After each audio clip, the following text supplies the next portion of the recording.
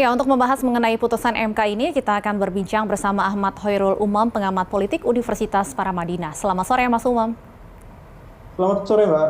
Baik, Mas Umam, dari putusan yang terbaru, MK mengabulkan gugatan permohonan yang artinya bahwa sekarang Capres-Cawapres berusia di bawah 40 tahun bisa mencalonkan diri asalkan punya pengalaman sebagai kepala daerah. Siapa yang paling diuntungkan dengan putusan ini?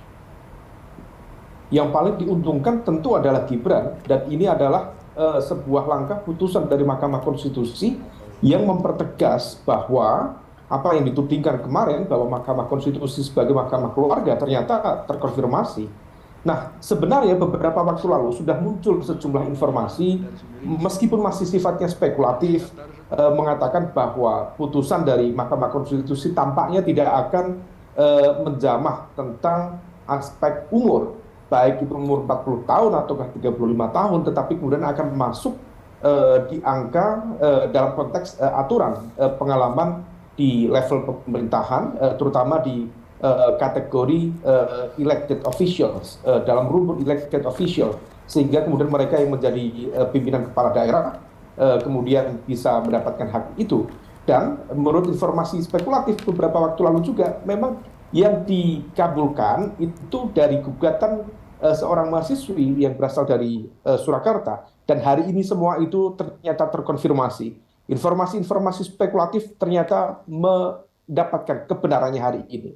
Nah, adapun terkait dengan pihak yang diuntungkan dalam konteks ini adalah keluarga Jokowi, karena memang besar kemungkinan semua ini sudah dipersiapkan untuk memberikan karpet merah kepada Gibran untuk menjadi cawapres bagi seorang Prabowo Subianto. Nah, oleh karena itu tampaknya ke depan akan terjadi proses deklarasi secara cepat pasangan Prabowo dan Gibran, dan di saat yang sama situasi itu akan memicu perang bubat antara keluarga Jokowi dengan PDIP, antara Prabowo dengan Bu Mega, antara PDIP dengan Gerindra itu sendiri. Karena bagaimanapun juga untuk kesekian kalinya PDIP merasa dilangkahi, PDIP merasa dikhianati oleh keberpihakan politik dari keluarga Pak Jokowi, karena Gibran sendiri ada bagian dari petugas partai sekaligus juga kader di PDIP, dan ternyata ia lebih akan memilih untuk tidak berada di bawah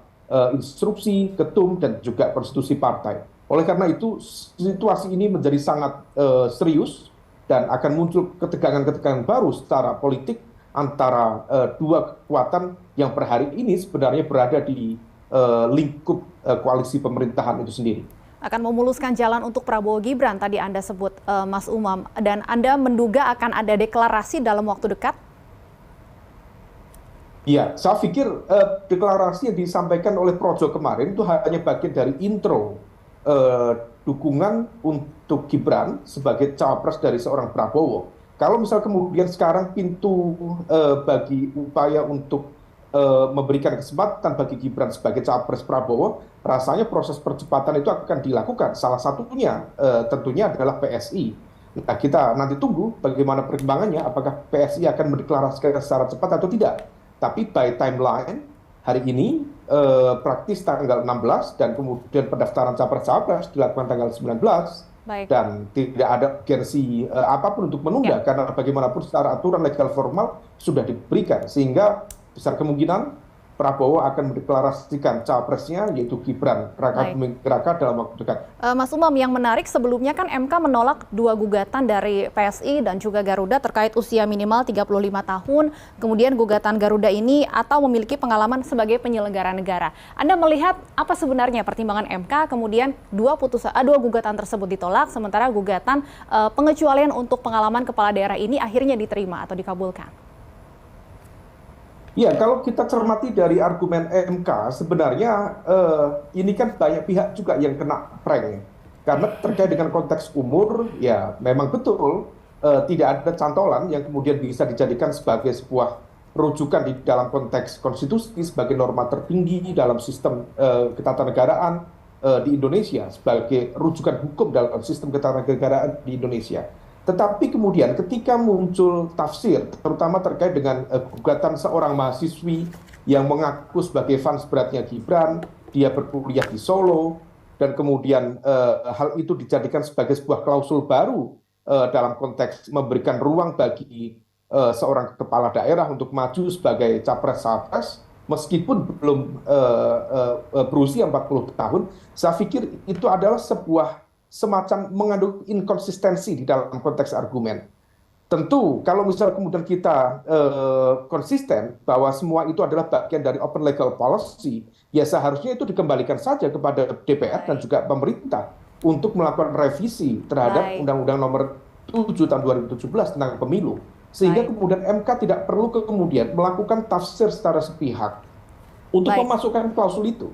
Karena kalau misalnya kemudian MK memiliki kewenangan untuk menciptakan satu klausul baru di dalam konteks aturan yang sebenarnya cantolan di dalam konteks norma hukum tertinggi sendiri tadi juga tidak ada, maka sebenarnya ini adalah sesuatu yang dianggap melangkahi atau melampaui otoritas kewenangan MK itu sendiri.